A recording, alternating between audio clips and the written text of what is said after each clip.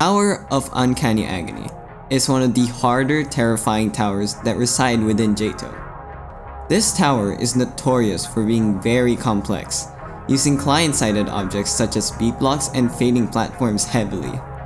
If you didn't know, many people do not like client-sided objects due to them being learny and inconsistent, especially in a high difficulty like this. This makes it quite the annoying experience that many people don't prefer, and therefore, most people just decide to ignore this tower, either going easier on the scale or just skipping to something harder. As y'all know, my hardest is Tower of Alien Radiance, easily equipping me with enough skill to beat this tower, right? Guess what?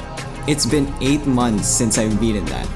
Not only that, but Tower of Alien Radiance doesn't even properly prepare me for that, as it focuses on janky style gameplay more so than these client-sided object gameplay. I also took a pretty decent break from JToH just to escape its grindy nature for once. Consider how much I didn't like towers similar to this. As you all know, beat blocks are my least favorite type of client-side object, and this tower is full of them. I would have never considered grinding this, like ever, though I stood the test, and after retiring for a few months, I practiced and attempted the tower, and lo and behold, I broke a new hardest.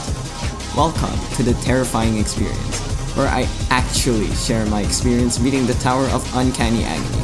Probably one of my luckier grinds out there.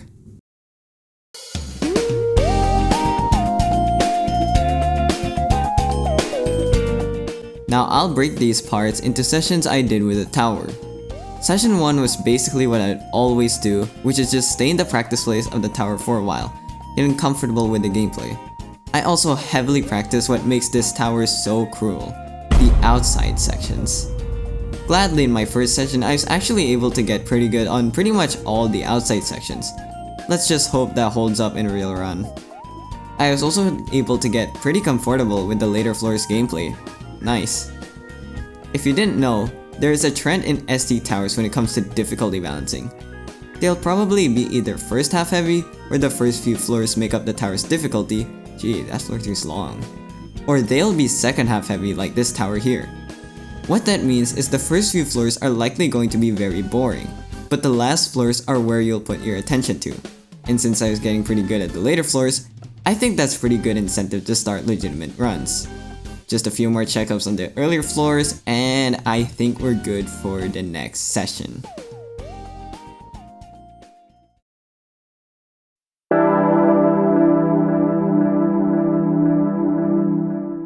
Before I start session 2, session 1 was recorded around 6 PM of New Year's.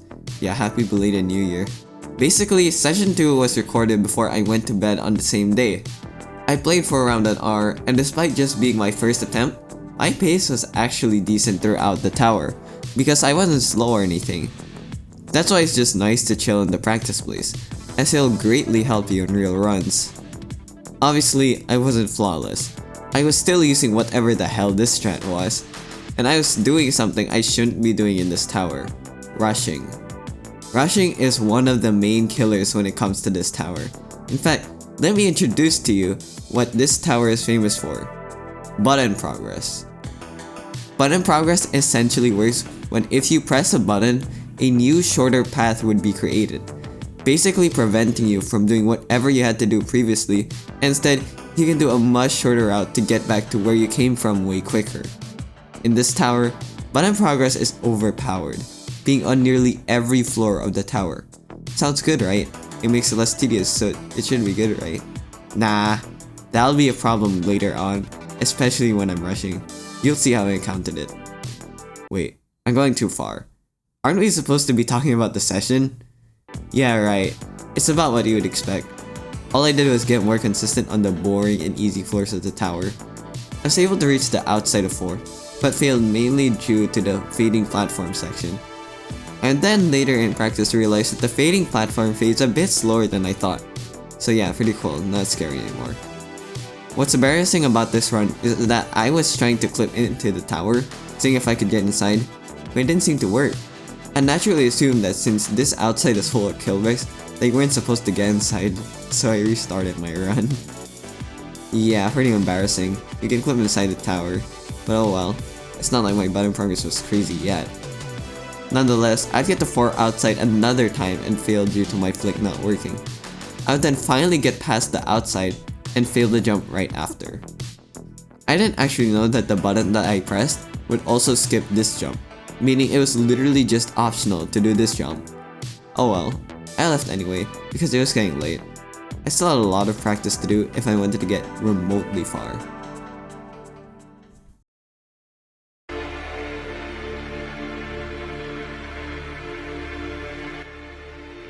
Session 3 was a pretty eventful one. I started the tower in the morning, and to this point I've basically racked up about 2 to 3 hours of playtime. Before getting into the tower, I would practice floor 5 and the rest of the second half a bit off cam. It seemed as if my consistency did improve going into this run. I finally got rid of very horrible stress and was actually starting to play slower in subsections, resulting in quite a bit more consistency. If you didn't know, rushing is a habit a lot of us have when there's not much to risk. This would lead to us playing risky and failing multiple times, which at this point is called chain failing or loop failing.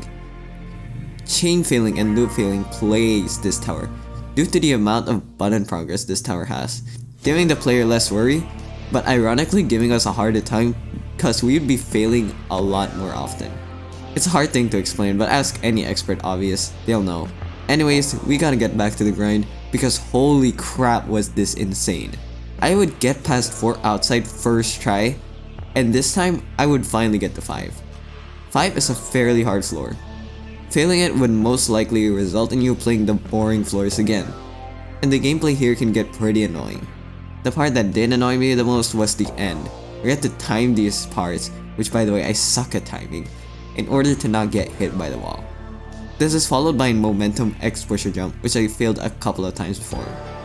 I wouldn't fail floor 5 on my first attempt at it and would go to floor 6, which is either easier or harder depending on the person. More timing based sections and obstacles that are quite a bit harder than before. Guess what? The ending of 6 also sucks. I'd get consistent at it later on in grinding the tower, but for now it really messed me up a lot. But oh boy, is it time for the infamous floor 7. I haven't failed once this grind, and remember, my PB was just finishing 4 before this. Floor 7 has the same old hard parts like floor 6, but it has an outside that finally ended my long run. Well, not really that long, but like, yeah, I know, a lot of people wrap around the ladder, but I had trouble with that in practice, or at least more so than just timing it. I tried to go back up, but I just couldn't get back up. I was failing 5 to 6 quite a bit. I decided to end this session because I didn't even get the button progress on 7. Oh well, I hope the next session is better. Or at least the next session of legitimate attempts, because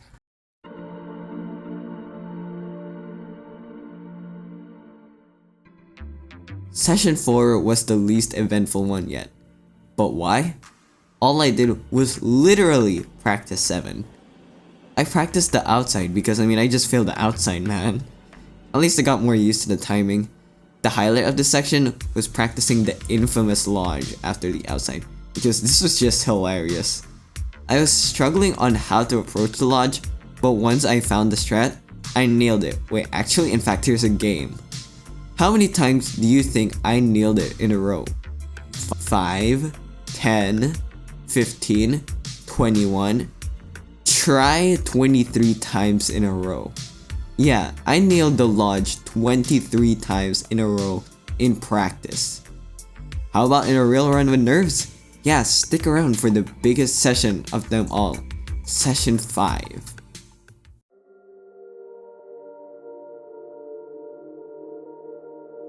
Oh boy, get ready for a doozy.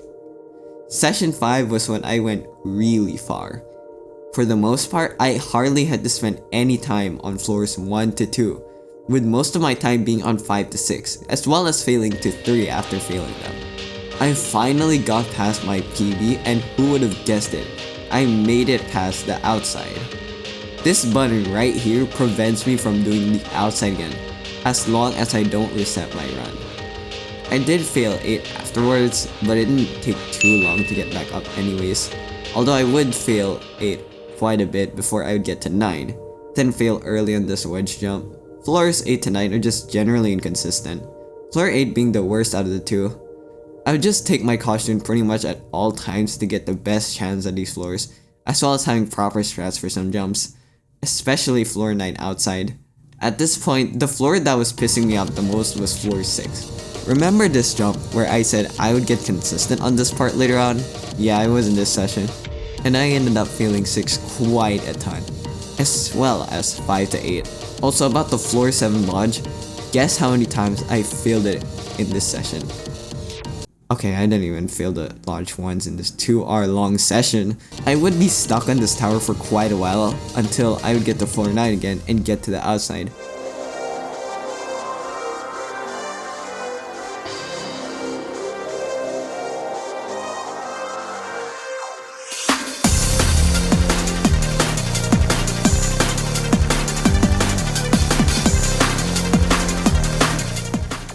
Yeah guys, I made it past the outside. Going back inside, I made it all the way to the last jump of 9, which is also what I expected. I would continue playing and playing, getting more and more consistent in the second half until this happened. I finally got to 10. 10 is the last floor you'll have to worry about, but it is no break. There is a lot of room to mess up in 10, and easily ranks as one of the hardest floors of the tower. So how far would I go? I'll let the footage speak itself.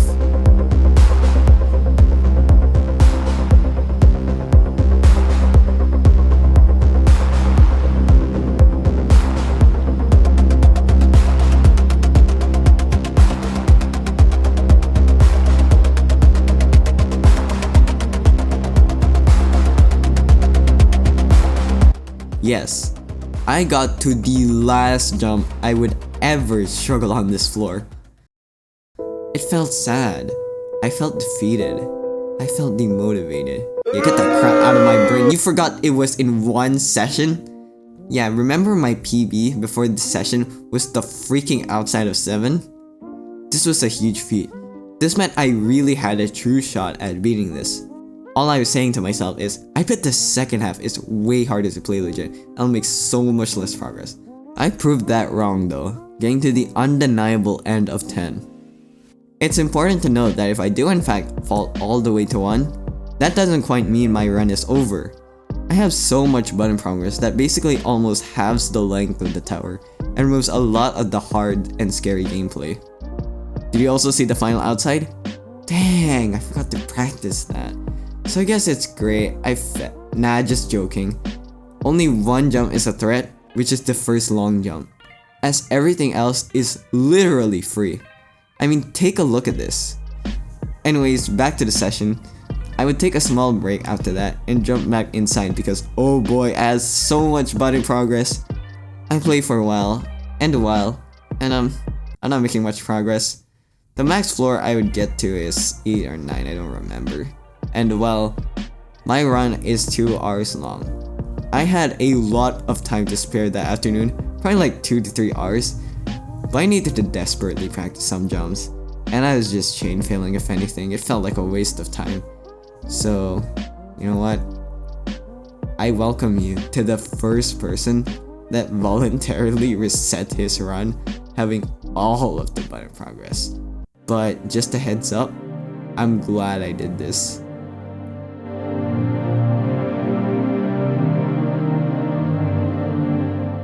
Session 6 was what I would say I'd do. I'd practice the jumps that infuriated me most with this tower. And guess what? I got new strats for that! For example, I have a 95% consistent alignment for this jump. I'd also learn how to do this jump. Editor strike here, and I'm here to remind this strat kept working for me, but it is not the best way to do it. I mean, look at Logan. Yeah, okay, my bad, I should have known. I also find that if you face like this and see 8 studs in front of your face, you're at pretty much the optimal height. And trust me, it was really consistent in a real run. I'd also learned to approach the jump by not aligning away from the kill brick, but instead aligning like I'm imagining it's a 2 stud 1 line, and I just turned my camera more off than usual. Add some new knowledge on 10, and we move on to the session where it finally happened.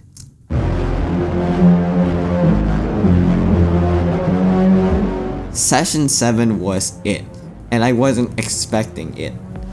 Turns out the practice I did for some jumps, as well as the consistency from session 5, paid off big time. I forgot to mention that session 5 was at around the afternoon, session 6 was before dinner, and this session was after dinner. But yeah, I barely failed like anything. I only had to do this jump twice the entire session. I guess like my only fail on 6 was this thing. I near flawlessly get to 7, but my very first fail in the lodge occurred. How depressing. That's my first fail in a legit run. But I would quickly recover.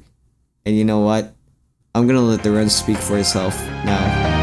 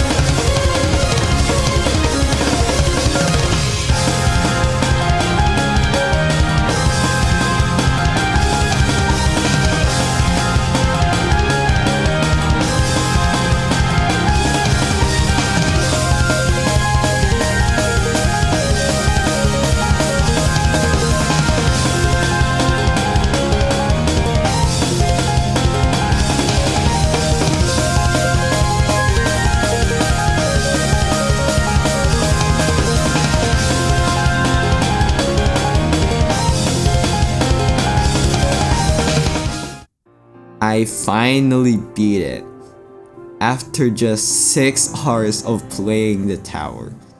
It's crazy how I maxed my new hardest in just 6 hours. I will admit, I wasn't on a full break in JToH. I was kinda just refreshing my skills by beating easier extremes and insane, especially Mr. TOHH. Also due to the fact that I wasn't unlucky either, only failing 10 once, as well as failing 9 about 4 to 5 times, in line with what you'd expect if someone like Mythics grinded this tower. Also about in session 2, where I said I would get past the chain failing issue, that'll be a problem later on, especially when I'm rushing. You'll see how I counted it. Let me explain to you how I got past it. I forced myself to not talk during the grind. Yeah, I was forcing myself to not say a single word during the grind. Remember that huge fail I had in floor 10? Yeah, I literally did not say a single word and just continued on with the tower. In the near 90 minutes that I had this strat, I only said 7 words, and if I did say a single word, I would actually genuinely punish myself and do like 10 push-ups per word I say. Lol, just to actually be scared to talk. It doesn't sound like I do, but I do. I find chain failing to be a psychological issue rather than a real issue. So I just combat it by removing things that could take away my focus. I also did play music that got me in the zone, so yeah, chain failing from button progress wasn't actually a huge problem. Sadly, I couldn't get the full reaction of my win, but I was able to capture at least the aftermath. So I'll just let the rest of the video go to the guy over there. Oh my gosh, dude. I didn't record my action, unfortunately. It was really cool. I beat Uncanny Agony. I never thought I would beat a beatblocks based tower as my new heart. I would have never thought that. I'm the type of guy to hate beatblocks, and here's me, I only failed the lodge, the beatblocks lodge, once in my entire grind. I think it's only been like 26 hours since I started grinding this tower. And mind you, this is my new hardest tower. It's time to share my opinions of the tower because it's a freaking the terrifying experience video. it's a terrifying experience video. I'm supposed to share my experiences. I'm not just supposed to share my completion. So honestly, if you can tell by the fact that I beat it really quickly, I actually didn't have much pain. It was a real good skill booster in terms of mental fortitude.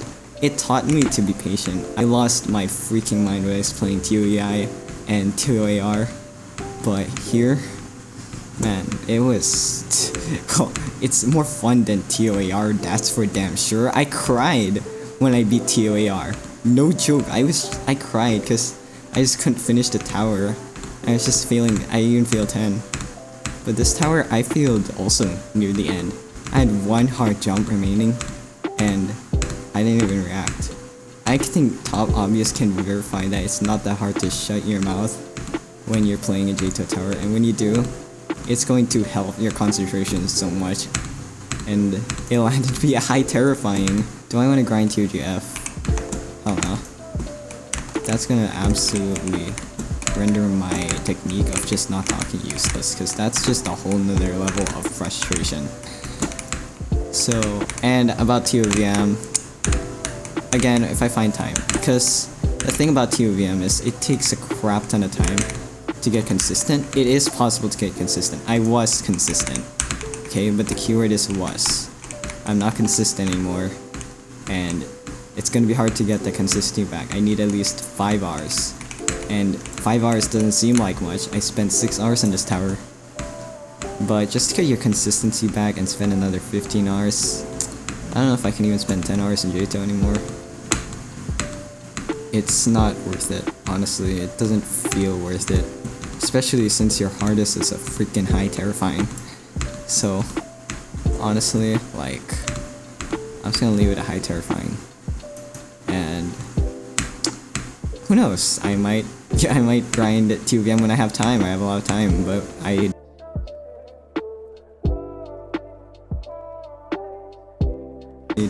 make sure to like, comment, and subscribe. And holy crap, I beat TOUA, I beat TOUA, I beat TOUA.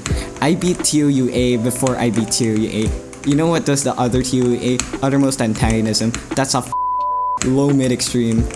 And this is a high terrifying, and I beat that way quicker. I started way later and I beat it way quicker. Holy crap. So yeah, enjoy.